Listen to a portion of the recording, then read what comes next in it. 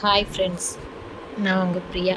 நம்ம நேந்திர பனானா பவுடரில் என் மகனுக்கு கூல் பண்ணி கொடுக்க போகிறேன். அவனுக்கு 8 months ஆகுது. சின்ன பிள்ளைங்கள்லேருந்து பெரியவங்க வரைக்கும் இந்த பனானா பவுடர் சாப்பிட்லாம். இட்லி தோசை மாவில் அப்புறம் பேன் கேக்காக செஞ்சு கொடுக்கலாம். கூல் மாதிரி கூட பண்ணி கொடுக்கலாம். பாலில் கூட ஆட் பண்ணி கொடுக்கலாம். எல்லாருமே ஈஸியாக வெயிட் கெயின் ஆவாங்க. அதை கட் பண்ணி ஒரு பாட்டிலில் ஸ்டோர் பண்ணி வச்சுக்கலாம். இல்லைன்னா ஜிப்லாக் கவர் தான், நம்ம க்ளோஸ் பண்ணி வச்சுக்கலாம். மாவு எடுத்துகிட்டு 2 teaspoon எடுத்து நான் அவனுக்கு போட போகிறேன். உங்கள் குழந்தைங்களுக்கு எவ்வளோ சாப்பிடுவாங்களோ அந்த கன்சிஸ்டன்சியில் நீங்கள் போட்டுக்கோங்க. ஒரு கிளாஸ் வாட்டர் ஆட் பண்ணிவிட்டு, நார்மல் வாட்டர்னால் ஓகே, வார்ம் வாட்டர்னால் ஓகே, எதுனாலும் ஊற்றி நல்லா டைல்யூட் பண்ணிக்கோங்க.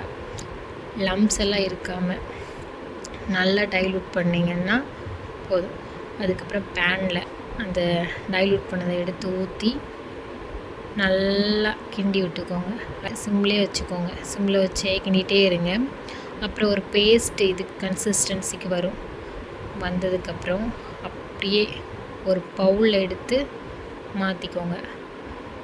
மாற்றினதுக்கப்புறம் என்னோடய பையன் ஸ்வீட்டு போட்டால் தான் சாப்பிடுவோம். அதுக்காக சுகரோ நாட்டு சர்க்கரையோ எதுவுமே ஆட் பண்ணக்கூடாது. பனங்கற்கண்டு இல்லைன்னா கருப்பட்டி தூள், அதுவும் லைட்டாக தான் ஆட் பண்ணணும்.